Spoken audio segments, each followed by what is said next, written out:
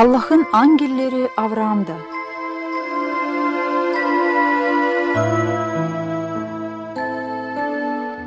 Bir kere öğlen sıcağında Avraam oturardı kendi çadırı yönünde. Bir de o gördü hani karşısında duruyor 3 yolcu. Avraam anladı hani onlar Allah'tan yollanılmış angeller.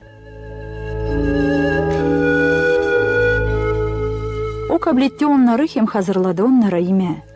Ekmek yedikten sonra onların birisi dedi Avraam'a: "Ben geleceğim gene sana tamam 1 yıldan sonra. Da o zamana kadar senin karının Sara'nın olacak oğlu." Sara işitti bu lafları da güldü kendince deyip, "Nereden bana ihtiyar karıya böyle sevinç olsun?"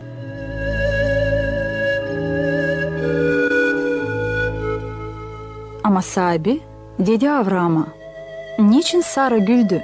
Var mı Allah için zor bir şey?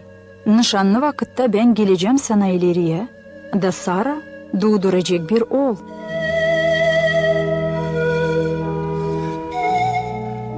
Nişanlı vakitte sahibi tam anladı kendi söylediğini. Niçin ki o her zaman yapıyor kendi adamaklarını, hem onun için hiçbir şey yok hani o yapamasın.